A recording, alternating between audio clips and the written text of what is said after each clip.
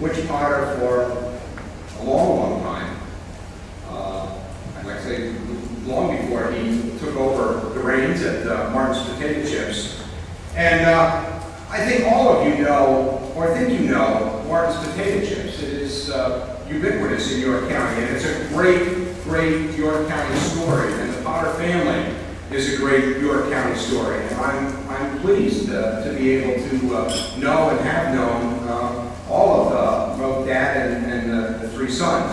And it's a privilege to have Butch with us to speak and to bring us up to date on what Martin's has done, the Martin's story, and where Martin's is going since Butch took over in 2006. Butch is, as you might expect, he is a York County native. He went to Spring Grove High School, graduated from Rensselaer in chemical engineering, which I thought was interesting because I seem to remember science fair projects when you made a digital clock run by plugging it into a potato. Perhaps that's where all of this got started. Which is going to give us an update, as I said, of where Martin's is going from here, what it has done, and the expansion it has enjoyed under his tutelage. And because Butch is a history buff, I guess is the right word, he's also going to give us some background on where Martin's has come from. So it's a great pleasure to introduce Butch Potter.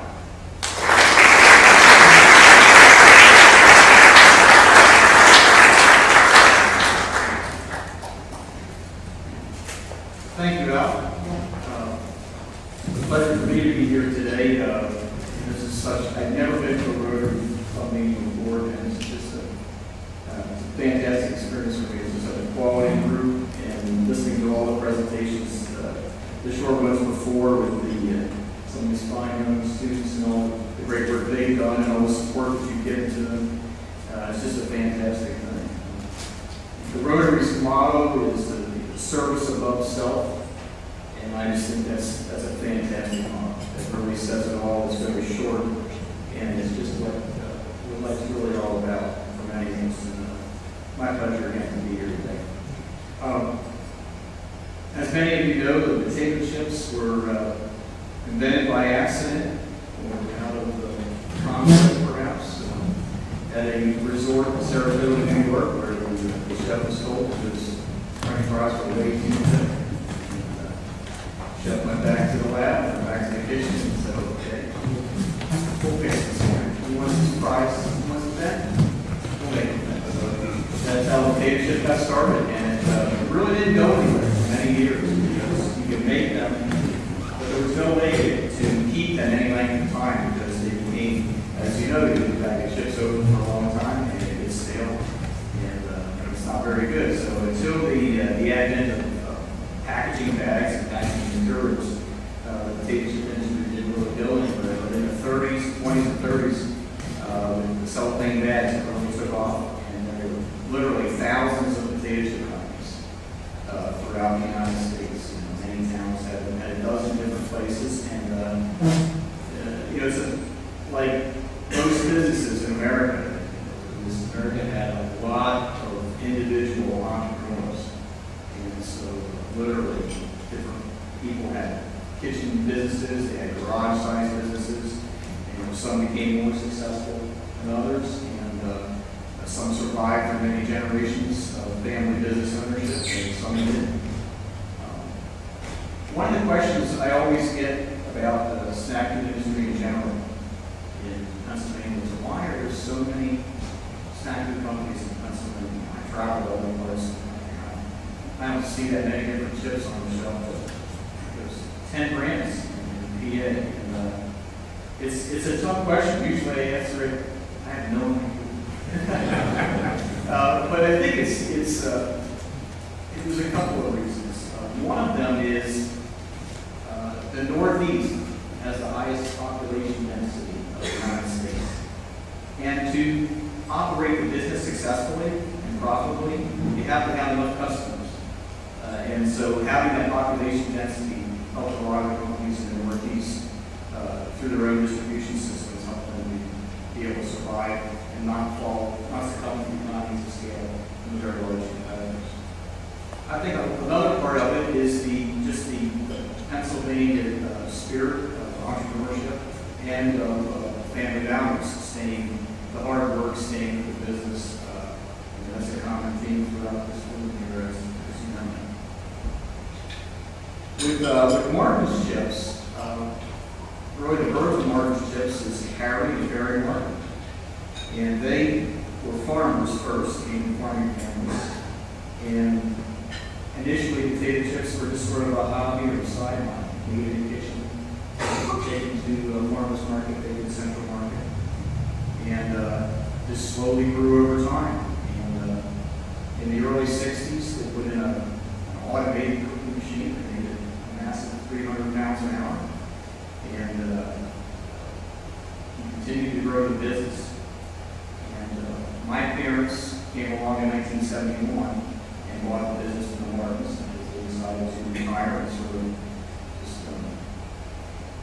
farm a few chickens and a few fields and enjoy their retirement years.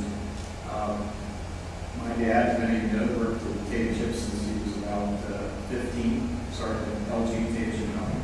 And it was his lifelong dream to have his own shop, to have his own chip company, to do that. And so Harry came along at the right time and was able to help with the finances and got things going in the 71. Wasn't a very good thing for me because I was pretty happy as a 10-year-old and living in Arlington Park. Next thing you know, we had to pack up, leave all your friends, and head out to Thomasville, the outskirts of town. So it wasn't initially didn't seem like a good idea. Having the opportunity to work in the business and to just to be around all the people and the snacks. Someone said earlier that that's part of the soda shop, eating pro sodas and the potato chips and all those things. That made it a lot of fun. When my parents first got the business, as many of you know, the big event in 1972.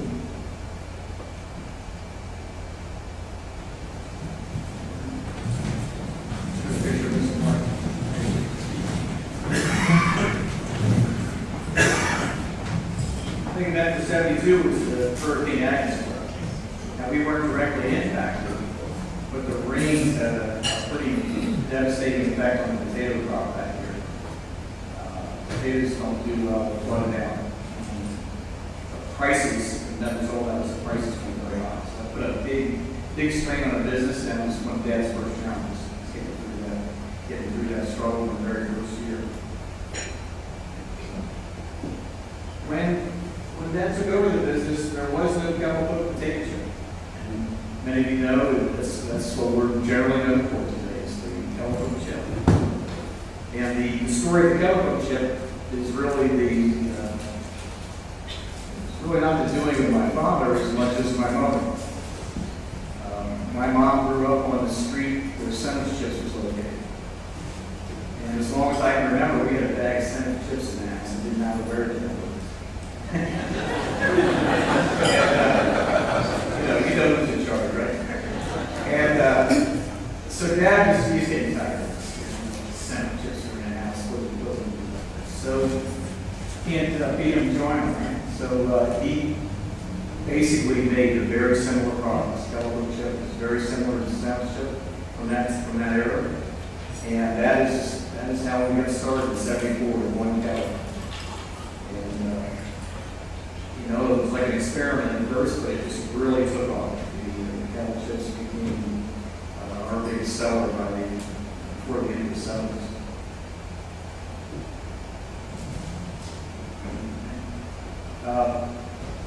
First expansion of the business took place in 79. A large piece of building was added on, same size as the original building, to accommodate the growth of the operation. We moved packaging into that building, added some distribution space.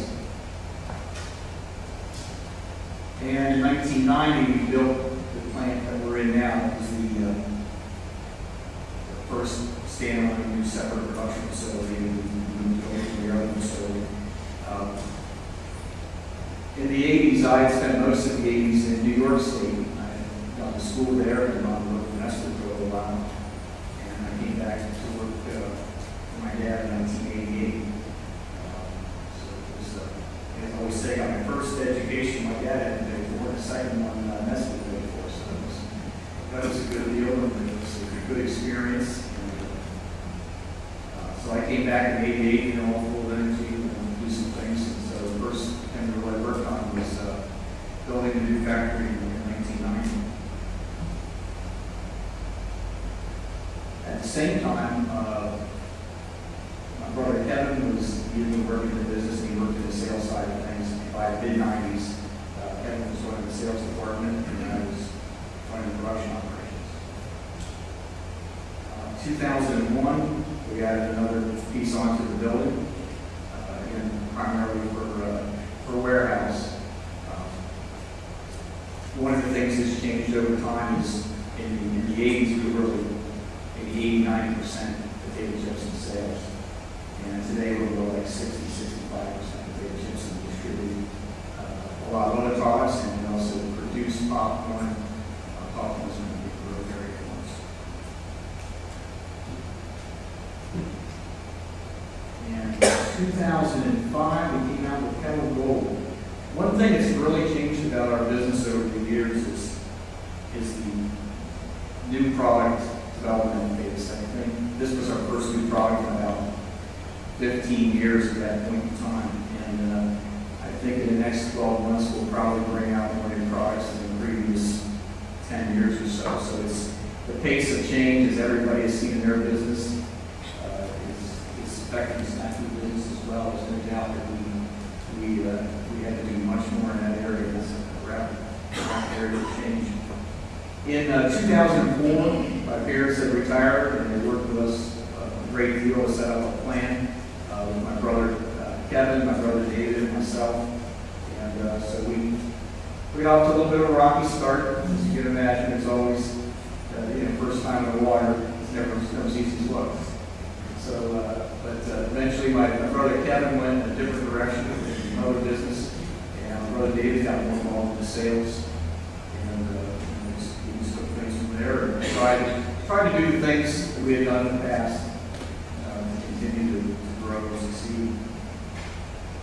In 2010, we did an upgrade of our kettle operation. We've been using the same kettle since 1990. There wasn't anything wrong with it. We just needed some more capacity.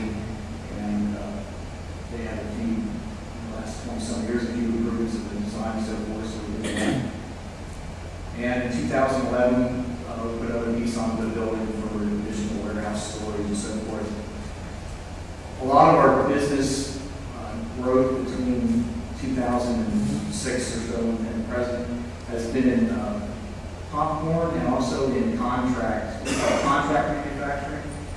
And this is where we make a product with somebody else's name on the package. And because there are many businesses that don't want to invest in production facilities, but they're not necessarily looking for a generic product, looking for a good product, but they want to put their name on the market in their own way. Some of the names are pretty well known, but generally speaking, they're not supposed to say what they want. But it's interesting because you get to work with some people you normally wouldn't work with. They got a lot of creative ideas. They're very good with flavors and so forth. It's been besides the business opportunity, very interesting for our product development growth as well.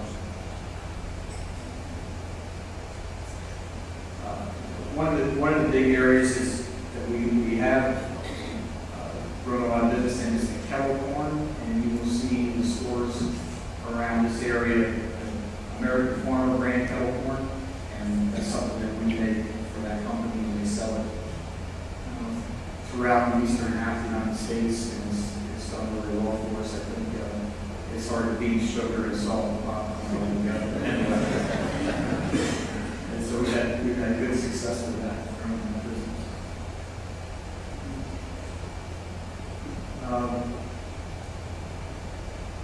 One of the best things about this business, besides the people, is the fun aspect of it. Again, like I said, not selling potato chips, it's selling fun. It's got to be something that people enjoy, and we're always just glad to make people happy, and that makes them all fun. Well, thank you very much. At this time, I'd like to open up the floor if anybody would like to ask any questions. Please feel free to do so. I guess